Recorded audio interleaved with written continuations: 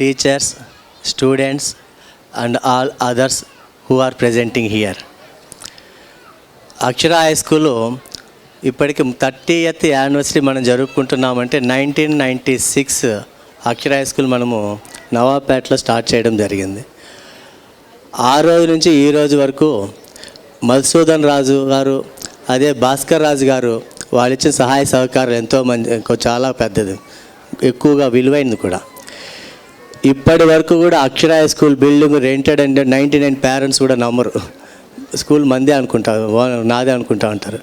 అటువంటి స్వేచ్ఛ కానీ అటువంటి పేరెంట్స్కి మనకు అనుకూలమైనటువంటి ఆ బిల్డింగ్ ఓనర్స్కి మొట్టమొదటిగా నేను ధన్యవాదాలు తెలుపుకుంటున్నాను.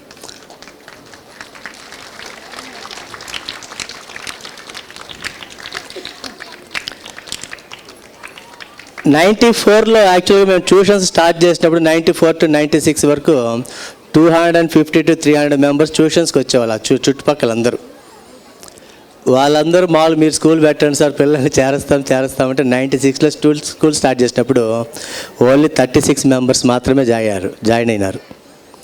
ఆ 36 మెంబర్స్ వాళ్ళ పేరెంట్స్ మిగతా వాళ్ళు అడిగితాడు, ఫస్ట్ ఇప్పుడే కదా సార్ మీ స్కూల్ పెట్టినారు, నెక్స్ట్ ఇయర్కి మీరు ఉంటారో ఉండరో మాకు తెలియదు, 2-3 సంవత్సరాలు మిమ్మల్ని చూసిన తర్వాత మా పిల్లల్ని చేరుస్తామన్నారు. ఆ రోజు అప్పుడు ఆ మాటలు కానీ అలాంటివి ఒక ఉత్సాహాన్ని ఇచ్చిన ఆయన చెప్తున్న కసిన్ రేపుతా అని చెప్పిన ఉత్సాహాన్ని ఇచ్చి 30వ సంవత్సరం ఈరోజు దయదీప్యమానంగా స్కూల్ వెలుగుతూ ఉంది. ఇదే మార్గ యానివర్సరీ ఖచ్చితంగా 50th యానివర్సరీ కూడా చేసుకుంటుంది నేను ఖచ్చితంగా చెప్పగలను. దానికంతా మీలాంటి పేరెంట్స్ ఒక సహాయ సహకారాలు చాలా ఎక్కువగా ఉన్నాయి. మీకు అందరికీ అక్షర ఎప్పుడు రుణపడి ఉంటుంది.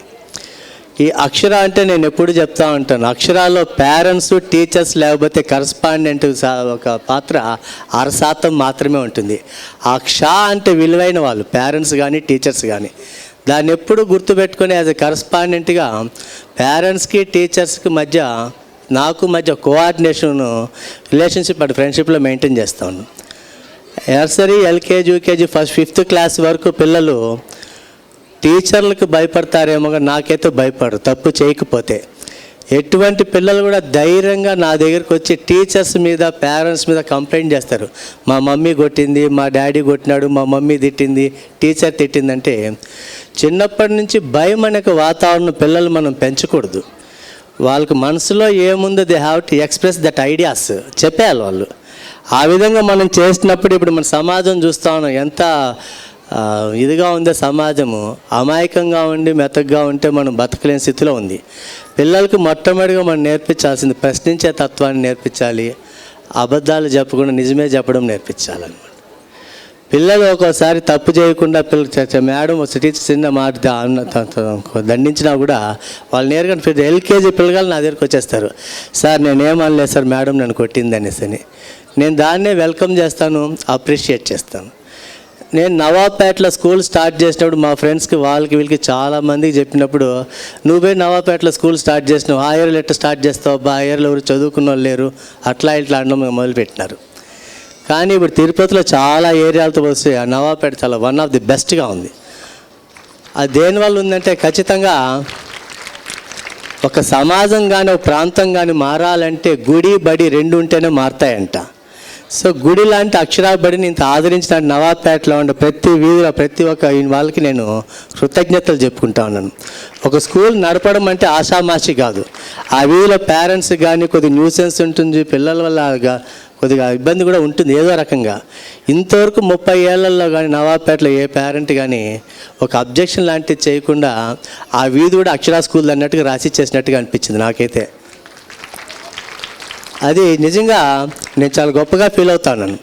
ఇప్పుడు నేను ఈ స్థితిలో ఇక్కడ లోకేష్ సార్ కాదు, మీ ఒక్క దానివల్ల నేను ఉన్నాను అనమాట. అదేవిధంగా 96 నుంచి 30 years స్కూల్ రన్ చేస్తామంటే ఎంతో కొన్ని 100 మంది టీచర్స్ వర్క్ చేస్తున్నారు, కొన్ని వేల మంది స్టూడెంట్స్ చదువుకొని వెళ్ళారు. మన స్కూల్లో చదివిన ప్రతి స్టూడెంట్గా 99% ఇప్పుడు చాలా ఉన్నత స్థితిలో ఉన్నారు. అందరూ ఐటీ ప్రొఫెషనల్స్, డాక్టర్స్. ముఖ్యంగా ఏదో పెద్ద corporate, I'm not going to criticise any of the institution. మన అక్షరా స్కూల్లో గత 12-13 ఏళ్ళుగా ప్రతి 2 yearsకి ఒక ఎంబీబీఎస్ స్టూడెంట్ బయట వస్తాడు. అట్లీస్ట్ 50 మెంబర్స్కి ఒక ఎంబీబీఎస్ స్టూడెంట్. మరి ఒక 6 ఇయర్స్లో మన స్కూల్లో వాళ్ళు 4 మెంబర్స్ MBBS సీట్ కొట్టినారు, ఫ్రీ మెరిట్ సీట్. ఆ మరి కొట్టడం అంటే ఒక బిల్డింగ్కి పునాది ఏ విధంగా ఉపయోగపడుతుంది అంత ఫౌండేషన్ మనం ఇస్తూ ఉన్నాము. ఆ పిల్లలు కూడా మనం ఇచ్చిన దాన్ని సద్వినియోగం చేసుకుని ఉన్న స్థితిలో వచ్చారు. నిజంగా మన స్కూల్లో చదివే ఏ పేరెంట్స్ కూడా ఆర్థికంగా బాగా ఉన్న వాళ్ళైతే కాదు. వాళ్ళు చెప్పడం ఒకటే, మేము చదువుకోలేదు సార్, మా బదులు మా పిల్లలు చదువుకోవాలి, మేము కష్టపడిన ఫీజులు కడతాం, వాళ్ళు చదువుకోవాలి, మీరు ఏం చేస్తారో నాకు తెలియదు. ఇప్పుడైతే పర్లేదు కానీ 20 ఇయర్స్ బ్యాక్ అంటే అబ్బాయిలు వాళ్ళ పేరెంట్స్ వచ్చేసి మీరు కాలించండి చేతించండి, వాడు గుండె కొట్టుకుంటే చాలు సార్ మా వాడు చదువు కావాలనే వాళ్ళు. ఆ విధంగా మీరు ఇచ్చిన ఎంకరేజ్ వల్ల పిల్లలు మన స్కూల్ నుంచి 10th నుంచి బయట వెళ్ళిపోయినా కూడా ఈ కార్పొరేట్ కానీ ఏ కాలేజీలో ఏ స్కూల్లో చేరినా కూడా ఏ కాలేజీలో చేరినా కూడా వాళ్ళు ఉండే సెక్షన్లో ఖచ్చితంగా టాప్ 3లో అక్షరా స్టూడెంట్ ఒకరు కంపల్సరీ ఉంటారు. అంటే వాళ్ళు ఆల్మోస్ట్ డిసెంబర్ జనవరి నుంచి వాళ్ళ పిల్లలకి చదవడం అనేది కానీ రాయడం అనేది మార్నింగ్ వేకప్ అనేది కానీ పేరెంట్స్ సైన్ అనేది మొత్తం చేసుకుంటూ వచ్చినామన్నమాట. అదన్నీ పక్కన పెట్టినామండి. ఈరోజు ఇక్కడ మీరు అందరూ గ్యాదర్ అయినామంటే యాక్చువల్ 30th యానివర్సరీ అనేది ఆ LKG UKG ఫస్ట్ సెకండ్ పిల్లలకు సంబంధించి మనం పెట్టుకుంటా ఉన్నాం. కాబట్టి వాళ్ళ గురించి మనం పట్టించుకోవాలంటే ముఖ్యంగా స్కూల్లో టీచర్లు ఏం చెప్తారో పేరెంట్స్గా మీరు కూడా మనం కూడా దాన్ని ఆచరింపచేసేటట్టుగా మనము చేయించాలి వాళ్ళు కంపల్సరీగా. మా అబ్బాయి 7:30 నిద్రలేస్తాడు సార్, రాత్రి 11 వరకు ఫోన్ చూస్తాడు సార్ అనేసి 10:30 11కి నిద్రపోతాడు, 12 వరకు ఫోన్ చూస్తూ ఉంటాడు. మేము నిద్రపోతుంటే వాడు ఫోన్ చూస్తూ ఉంటాడు. ఆఫీస్ రూమ్లో కంప్లైంట్ చేసి పిల్లగాని క్లాసులో వదిలేసి పిల్లడు చూడకుండా దాంకొని భయపడితే ఆఫీస్ రూమ్లోకి వచ్చి మా కంప్లైంట్ చేసి మేము చెప్పినామని మళ్ళీ వాడికి చెప్పొద్దని సార్ ఇంట్లో ఏడుస్తారని చెప్పేసి వెళ్ళిపోతారు. అది మనం మమకారం అని చెప్తామా, పిల్లలకు భయపడితే వాళ్ళు మంచిగా కోరుకుంటామా చెడ్డను కోరుకుంటా ఉన్నాం మనము. అది చాలా ఇంపార్టెంట్ కదా. ఈ ఫోన్ లాంటివి చూసే దానివల్ల మనకు అందరికీ తెలుసు LED ఆ స్క్రీన్ ఎంత పవర్ఫుల్గా ఉంటుంది. మన బాడీలో ఏ సెల్ చచ్చిపోయినా కూడా మళ్ళీ మనం బతికించుకోవచ్చు, ఆ పార్ట్ని మనం చేసుకోవచ్చు. నెర్వ్ సెల్ మాత్రం ఒకసారి డెడ్ అయితే మనం రీప్లేస్ అనేది కాదు. ఆ లైటింగ్ వల్ల కానీ దానివల్ల కంపల్సరీ బ్రెయిన్లో పిల్లలకి ఖచ్చితంగా అనేది ఆ నెర్వ్ సెల్ డ్యామేజ్ అవ్వడం స్టార్ట్ అయింది. 10th ఇంటర్మీడియట్కి వచ్చిన తర్వాత ఎవరికి కానీ జ్ఞాపక శక్తే ఉండదు. దానికి ఎగ్జాంపుల్ మనమే చెక్ చేసుకోండి. మీ ఫోన్ నెంబర్ మీరు ఒకసారి ఫాస్ట్గా తెలుగులో చెప్పుకొని చూద్దాం. మన ఫోన్ నెంబర్ మనమే తెలుగులో చెప్పుకోలేము అంటే మనకే జ్ఞాపక శక్తి అసలు లేకుండా పోతా ఉంది. ఒకప్పుడు 10 ఏళ్ళ ముందు 20-30 ఫోన్ నెంబర్లు గుర్తుపెట్టుకునే వాళ్ళం. అటు ప్రజెంట్ వైఫ్ ఫోన్ నెంబర్ హస్బెండ్కి గుర్తుండదు, హస్బెండ్ ఫోన్ నెంబర్ వైఫ్కి గుర్తుండదు ఫోన్ చూస్తే తప్ప. అంత మెమరీ మనకి ఎందుకు లాస్తా ఉన్నామంటే మనం టైప్ అడిక్షన్ ఉన్నామన్నమాట.